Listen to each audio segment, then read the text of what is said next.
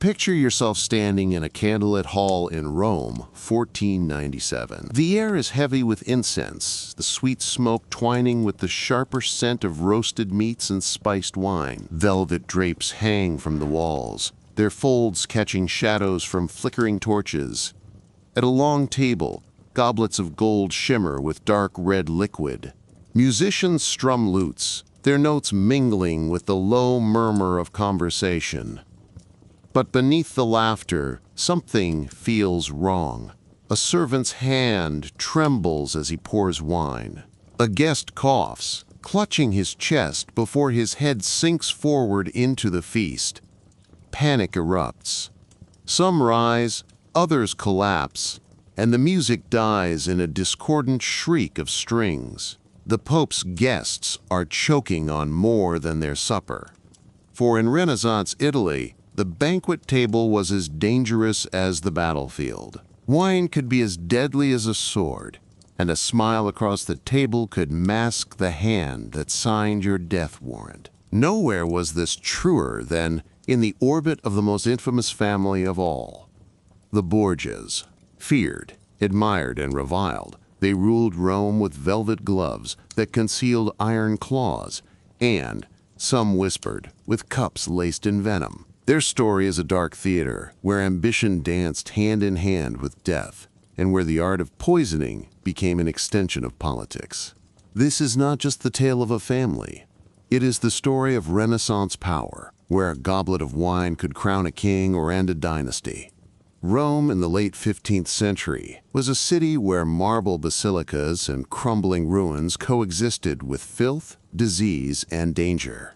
Pilgrims prayed at holy shrines by day, while cutthroats prowled the alleys by night. Yet no danger was greater than the one that could not be seen.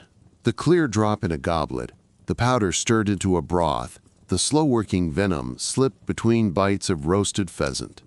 Rodrigo Borgia, born in Spain as Rodrigo de Borja, arrived in this world with ambition as sharp as a dagger. His uncle was Pope Calixtus III, and nepotism carved Rodrigo's path upward. By his mid-20s, he was a cardinal. By the time he was middle-aged, he had gathered wealth, mistresses, and power that rivaled kings. His reputation for indulgence scandalized even a city where sin was currency. But behind the rumors of his affairs, another darker whisper spread, that Rodrigo understood the uses of poison. In Renaissance Italy, poisoning was not simply murder, it was strategy. The courts of Florence, Venice, and Milan hummed with rumors of poisoned figs, tainted powders, and perfumed gloves laced with toxins. Apothecaries were as important as soldiers, and the art of compounding poisons was often indistinguishable from the art of healing. Physicians who studied herbs for cures also experimented with extracts that could end life. Arsenic, cantarella, belladonna. Rodrigo had no scruples. Every barrier to his ascent was an obstacle to be removed. By 1492, the conclave to elect a new pope was in session. Behind the Sistine Chapel's locked doors, gold flowed like water. But some cardinals suspected that gold was not the only thing Rodrigo used. One Venetian envoy noted, "There are cardinals who refuse to drink from the same flask, for fear of what the Spaniard may put therein." Whether true or rumor, the effect was the same. Rodrigo's name carried with it the aura of dread. When he emerged as Pope Alexander VI, Rome erupted in celebration. Torchlit processions filled the streets, and the new pontiff paraded through St. Peter's Basilica in triumph. Yet beneath the cheering crowds, some whispered, this was a man whose chalice might carry both the blood of Christ and the taste of venom. For Alexander VI, poisoning was not chaos, it was control. The threat alone silenced dissent. If a cardinal opposed him, he might find himself struck down after a banquet. If a rival prince blocked his son Cesare's ambitions, illness might suddenly sweep through his household. The Borgias learned to rule not just with swords and treaties, but with powders measured by the ounce. It is said that in these years the Pope and his children perfected a sinister art, the preparation of cantarella, a mysterious white powder, supposedly made from arsenic, carefully blended with other ingredients to mask its taste. Some claimed it smelled faintly of almonds, others swore it left no trace at all. Victims drank, laughed, even toasted their host, and then collapsed days later, as if fate itself had struck them. The Vatican's halls became a stage of grandeur and fear. Beneath frescoes of saints, banquets stretched into the night, gold plates clattered with venison and truffles, and goblets overflowed with sweet Malvasia wine. But every sip carried a question. Was it nourishment or a death sentence? Rodrigo knew well that fear is stronger than steel. And as he rose higher, so too did the rumors that his family was weaving poison into the very fabric of Renaissance politics. The stage was set. Soon, his children, Cesare, with his iron will, and Lucrezia, with her beauty and cunning, would become the very embodiment of Rome's most dangerous legacy, the poisoned banquet. The Borgias ruled Rome not only from marble halls of power, but from tables groaning with food, music, and hidden menace. To dine with them was an honor. To survive the feast was luck. Cesare Borgia, the Pope's brilliant and ruthless son, had once worn the scarlet robes of a cardinal, but the church could not contain him.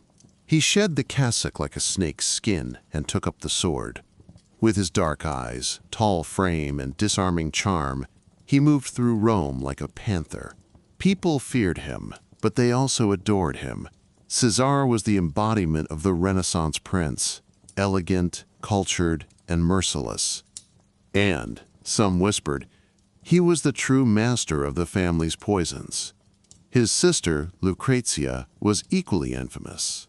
Golden-haired, soft-spoken, and graceful, she seemed the perfect Renaissance lady. Yet she, too, carried a reputation darker than velvet shadows. Courtiers whispered that she kept a hollow ring filled with powdered cantarella, ready to sprinkle into a goblet at her father's command. Whether truth or slander, the image of the Borgia poison ring became legend, passed down in hushed tones through every palace in Italy. The banquets they held were displays of magnificence, designed to dazzle foreign envoys and intimidate rivals. Imagine long trestle tables beneath frescoed ceilings. Musicians played viols and lutes. Courtesans, perfumed with rosewater, moved among the guests. The Pope himself reclined on cushions, sipping sweet wine from golden chalices. And yet, at the edges of every smile, behind every toast, was suspicion. It was said that Cesare and Lucrezia could choose their victims at will. Perhaps a duke had become too defiant, or a cardinal too outspoken. They would be invited to dine at the Vatican. Plates of pheasant, bowls of sugared fruits, and flagons of ruby wine would be laid before them. The guests would laugh, eat heartily, drink deeply. Then, as the night wore on, some would pale, clutch their stomachs, and stagger away. Within days, their bodies would be lowered into crypts, their deaths attributed to illness. The most notorious of these tales unfolded in the year 1503. That summer, Pope Alexander VI and Cesare were invited to a feast at Cardinal Adriano Castellisi's villa. The rumor, repeated in countless chronicles, was that the Borgias had prepared poisoned wine to kill certain guests. But in a twist worthy of a tragic play, the Pope's servants mistakenly served the tainted wine to Alexander and Caesar themselves. Within hours, both men were stricken. Cesare survived, though scarred for life.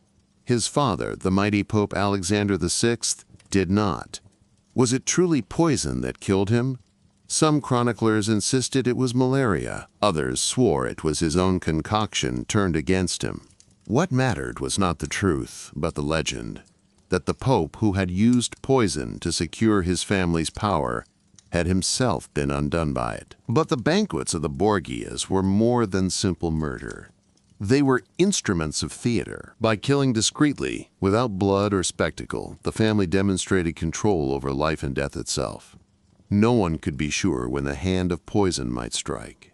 A nobleman might rise in power one week and lie in a coffin the next, the victim of nothing more dramatic than a sip of wine at a Borgia feast. Lucrezia's role in these dark spectacles is the most debated. To some, she was merely a pawn, a beautiful face used by her father and brother in political marriages.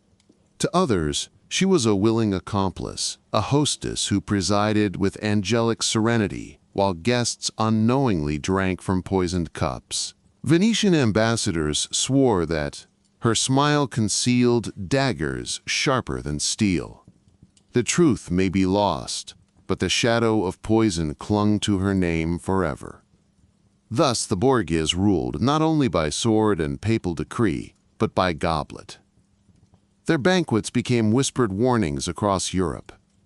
To sit at their table was to test fate itself. And yet, poison was not the Borgias' invention. They perfected an art already alive in Renaissance Italy, one that stretched beyond their dynasty into the courts of Florence, Milan, and Venice. Theirs was but the most infamous chapter of a tradition that turned dining into a battlefield. The Renaissance dazzles us with art, architecture, and learning. Yet, beneath the frescoed ceilings and marble statues lurked another science, hidden in the dim backrooms of apothecaries. While painters experimented with pigments and scholars with ancient manuscripts, others worked with herbs, minerals, and powders, substances that could heal, or, with the smallest adjustment, kill.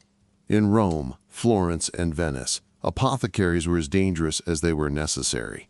Their shelves held glass jars filled with dried plants, powders, and exotic substances from across the known world. Some of these were medicines: ground willow bark for fever, opium for pain, rosemary for the lungs. But alongside these remedies were ingredients that could become silent executioners. The Borgias, it was said, favored a particular poison, cantarella. Chroniclers described it as a white powder, smooth and tasteless, sometimes mixed into wine, sometimes dusted onto food. Its origins were mysterious. Some swore it was derived from arsenic, boiled down with sugar and herbs until it left no trace. Others believed it was a distillation of the slime of toads or the entrails of venomous creatures. Still others whispered it came from the vaults of the Vatican itself, where alchemists experimented in secrecy. Whatever its true recipe, cantarella earned a chilling reputation. Victims did not die in violent spasms, but in a drawn-out sickness. They complained of stomach pains, fever, and weakness, symptoms easily mistaken for natural disease. Within days, they wasted away, leaving behind little evidence of foul play. To poison with cantarella was not just murder. It was the creation of a perfect illusion. The apothecaries who supplied such substances lived in a delicate balance. They were respected for their knowledge, yet feared for their power. Many were attached to noble households, sworn to secrecy by gold or by terror. They measured powders on brass scales, ground minerals with pestles of polished stone, and distilled liquids in glass alembics heated by glowing coals. A single slip of the hand, a grain too much or too little, could mean failure or discovery. Among the substances most often used were arsenic, the silent killer, white, odorless and tasteless when mixed into food. In small doses, it produced headaches and vomiting. In larger ones, death. Belladonna, known as deadly nightshade. Women used drops of it to dilate their pupils, giving them a bewitching gaze. But a little more than vanity's dose could slow the heartbeat until it stopped. Strychnine. Extracted from plants brought along trade routes, it caused violent convulsions. Too obvious for subtlety, it was used when terror was desired as much as death. Opium mixtures. In heavy doses, they lulled the victim into a permanent sleep, leaving physicians to mutter about respiratory weakness. Mercury. Sometimes used in medicine, but in excess it corroded the body from within, rotting gums and destroying the mind before ending life. What made poison so effective in the Renaissance was not merely the substances, but the culture itself. Medical knowledge was primitive. Physicians argued endlessly about the balance of humors: blood, phlegm, black bile, yellow bile, and could mistake poison for plague, fever, or a divine curse. Autopsies were rare, forbidden by both law and superstition. Thus, a man struck down by Cantarella was simply said to have fallen ill by the will of God. And so, the Borgias and their rivals thrived in this fog of ignorance. They could eliminate enemies with minimal suspicion. A duke, inconvenient to Caesare's campaigns, dead within a fortnight of dining at his table. A cardinal too independent for Alexander VI's taste, struck by sudden illness after sharing a goblet. And always there were physicians ready to explain away the deaths with talk of corrupted air, unbalanced humors, or unlucky stars. In this way, poison became not just a weapon, but an art form. To kill discreetly, to time it perfectly, to leave no suspicion. This was mastery. And it was an art that the Borgias, with their wealth and access to the finest apothecaries of Rome, wielded with terrifying skill. But they were not alone.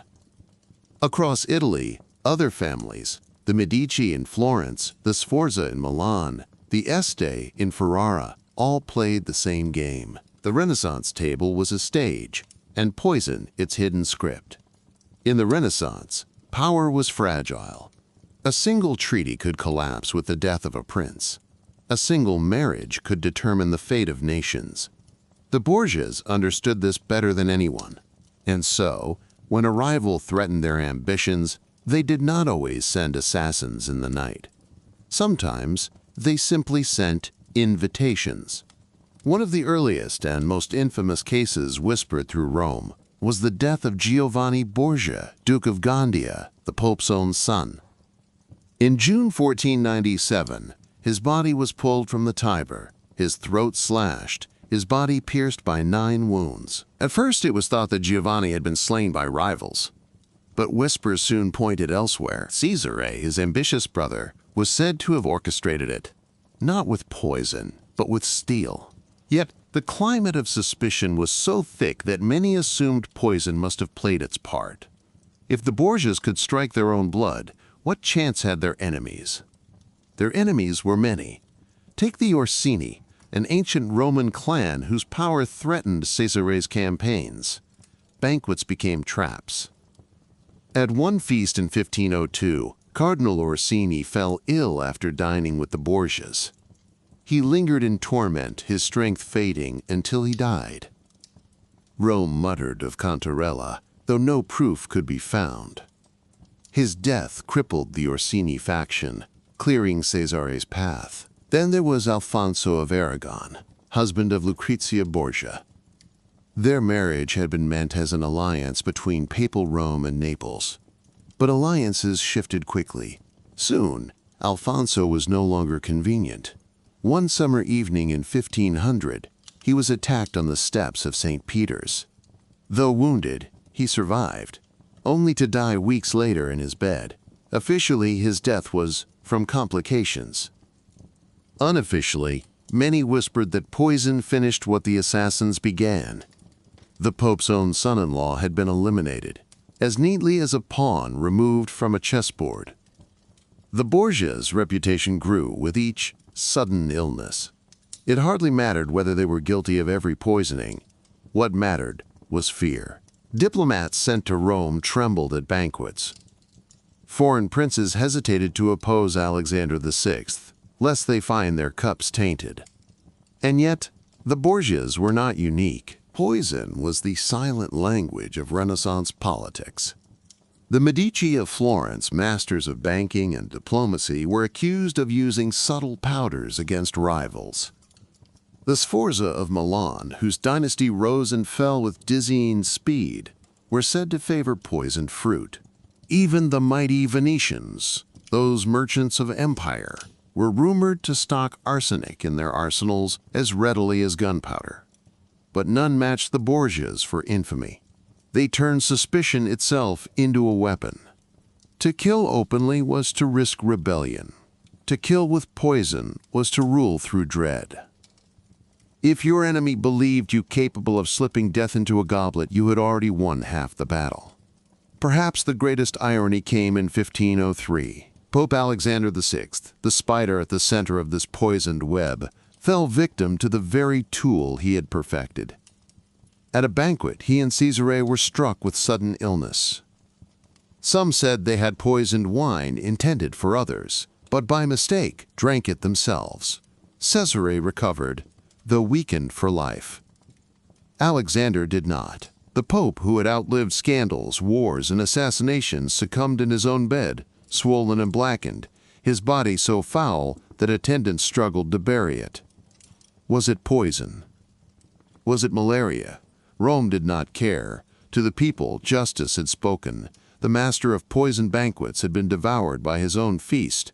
The legacy of these deaths was lasting.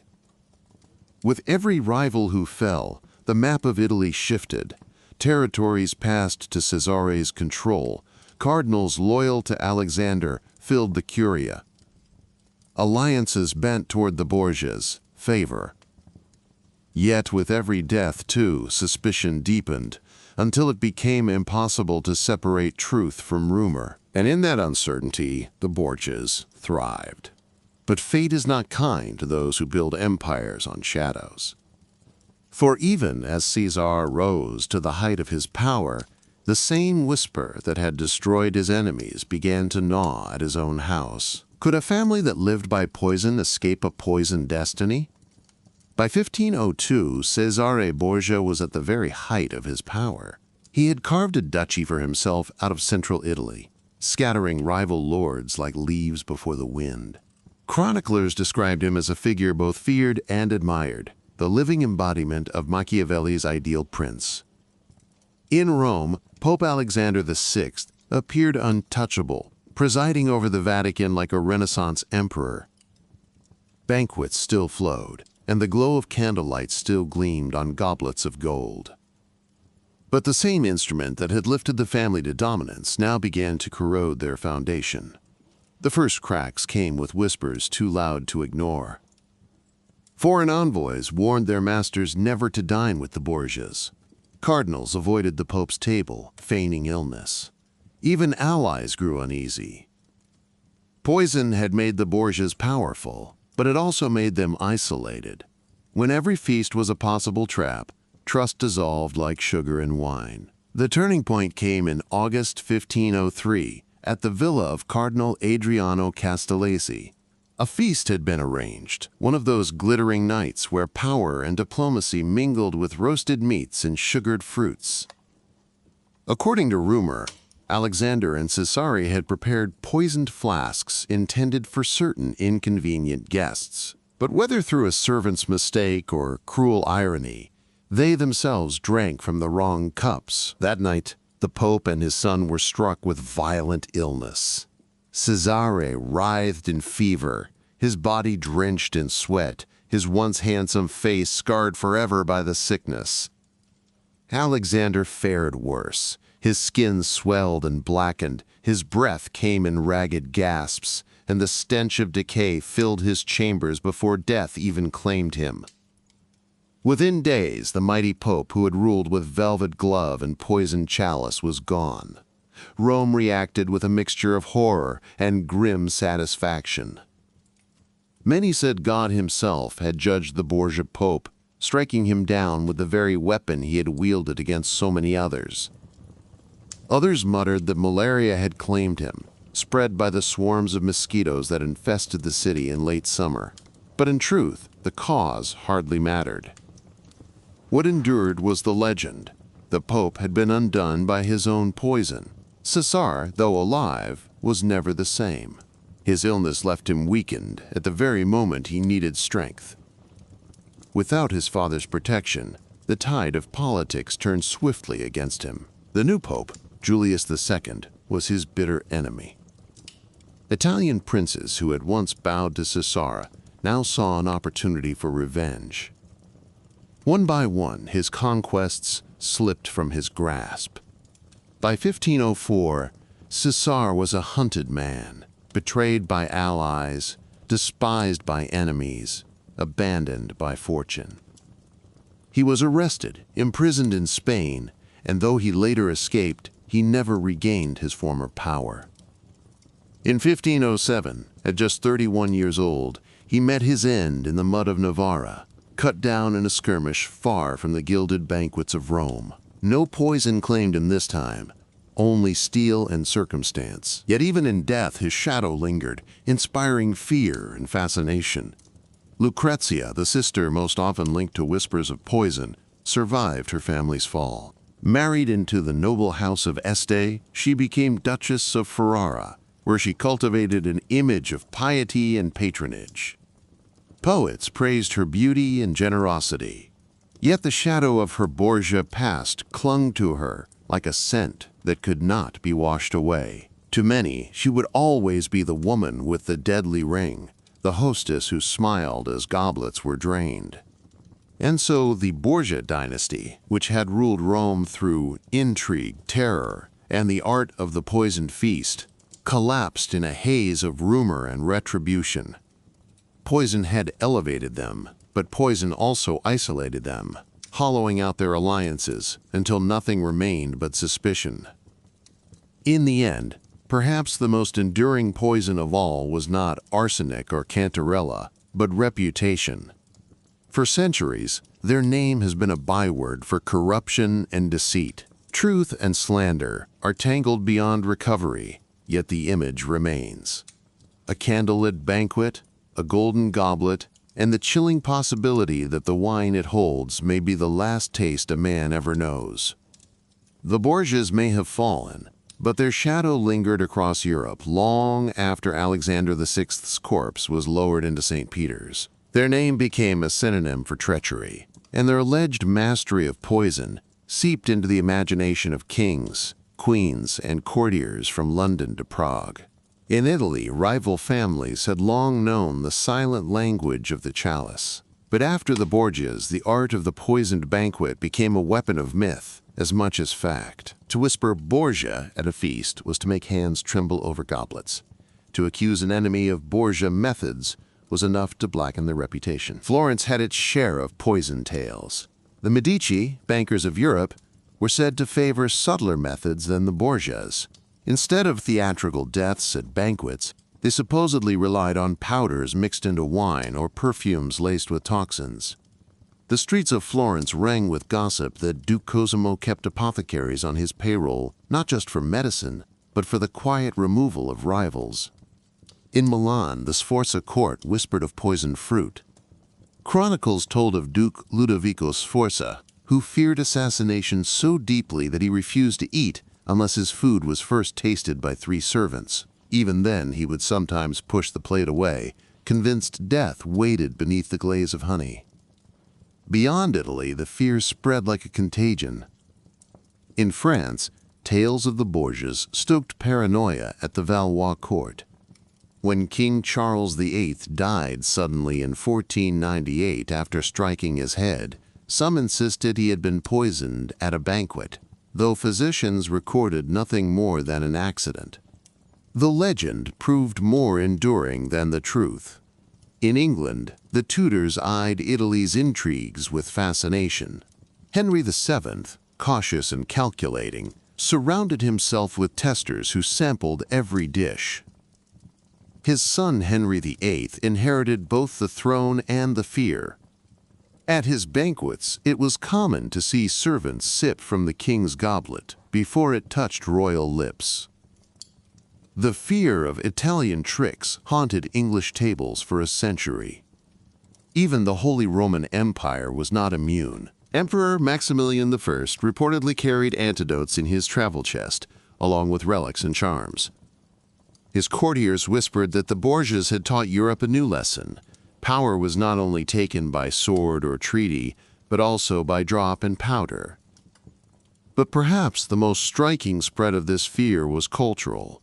Artists, poets, and playwrights seized upon the image of the poisoned feast. Italian dramas depicted goblets gleaming like daggers. Painters hinted at dark meanings in still lifes of fruit and wine. Centuries later, even Shakespeare would lace his tragedies with poison. A cup in Hamlet, a vial in Romeo and Juliet. The stage had become another banquet table, haunted by Borgia's shadows. The truth was simpler, yet darker still. The Renaissance had created a world where knowledge of plants, minerals, and medicines grew rapidly. But so did the hunger for power. Poison was the natural offspring of science and ambition. It was the equalizer, a way for a weak man to kill a strong one, for a woman to strike down a king, for a family like the Borgias to rule above armies and armies of enemies. And though the Borgias were gone, the dread they inspired ensured their influence endured. Every sudden death in a palace chamber, every cough at a banquet, every unexplained illness was laid at their door, even decades later. They had perfected not only the use of poison but the fear of it, and fear is the most enduring poison of all. Thus, long after Caesare's bones lay in Spanish earth, and Lucrezia's prayers rose from Ferrara's cathedrals, the Borgias remained present at every banquet table in Europe, not in body, but in the trembling hands that lifted goblets, and in the glances exchanged across candlelit halls, as guests wondered whether the wine before them was truly meant for celebration or for death. In the echoing halls of Renaissance palaces, history was written not only in treaties, battles, or coronations, but in candlelit feasts, where every sip carried the weight of suspicion. The Borgias did not invent poison, yet they perfected its legend. Whether every whispered tale of Cantarella was true, or whether many were born of rumor, hardly matters now. Their power lay not just in powders and flasks, but in the way fear itself became their weapon. To this day, their name conjures images of golden goblets and sudden death, of banquets where laughter turned to silence, and of a family that seemed to play chess with human lives. Pope Alexander VI, Cesare, and Lucrezia Borgia became symbols of Renaissance corruption, immortalized not only in chronicles but in the imagination of generations. The poisoned banquet remains one of history's darkest metaphors, a reminder that power often hides its sharpest dagger beneath velvet and silk, and that the deadliest threats are those invisible to the eye. For in the end, it was not only poison that killed the Borgias, enemies. It was fear, suspicion, and betrayal, poisons that no antidote could cure. And as long as history remembers the Renaissance as an age of beauty entwined with cruelty, the shadow of the Borgias will linger over every glittering feast,